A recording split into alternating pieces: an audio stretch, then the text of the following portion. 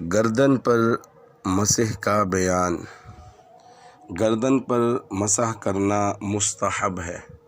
اگر کوئی کرنا چاہے تو کر لے، اگر کوئی نہیں کرنا چاہتا تو نہ کرے۔ مسح کرنے والا نہ کرنے والے کو برا نہ کہے اور نہ کرنے والا کرنے والے کو برا نہ کہے۔ کرنے والا اس کو ضروری نہ سمجھے، نہ کرنے والا اس کو بدعت نہ سمجھے۔ التلخیص الحبیر جلد نمبر 1 صفحہ نمبر 92 پہ روایت موجود ہے۔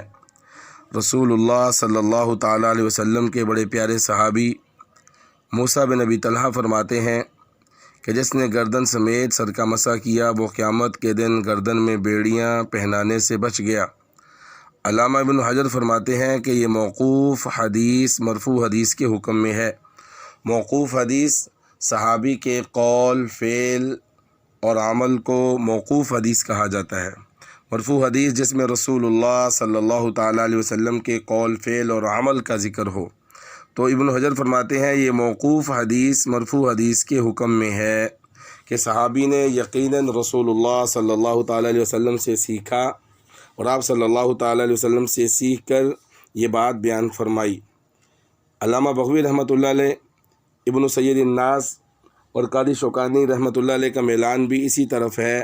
نیل الاوطار جلد نمبر 1 صفحہ نمبر 204 پر اس بات کا مطالعہ کیا جا سکتا ہے کہ یہ موقوف حدیث یعنی صحابی کا قول مرفوع حدیث کے حکم میں ہے، یعنی جیسے رسول اللہ صلی اللہ تعالیٰ علیہ وسلم کے ارشاد کا اکرام ہے، اس پر عمل کرنا ہے، اسی طرح اس صحابی کی بات پر بھی اسی طرح عمل کیا جائے گا۔ نواب صدیق حسن خان صاحب رحمۃ اللہ علیہ اہل حدیث حضرات کے بہت بڑے عالم، وہ فرماتے ہیں کہ گردن پر مسح کرنے کو بدعت کہنا غلط ہے۔ نیز یہ کہ التلخیص الحبیر کی روایت یعنی موسیٰ بن ابی طلحہ رضی اللہ تعالیٰ عنہ والی روایت اور دیگر روایات قابل استدلال ہیں، یعنی ان کی وجہ سے گردن پر مسح کیا جا سکتا ہے، خصوصاً جب کہ کوئی حدیث ان کے مخالف نہیں ہے۔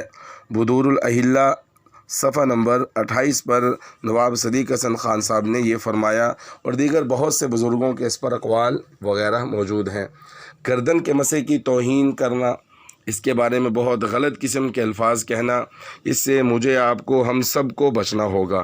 جو کرتا ہے وہ نہ کرنے والے کو برا نہ کہے اور نہ کرنے والا کرنے والے کو برا نہ کہے۔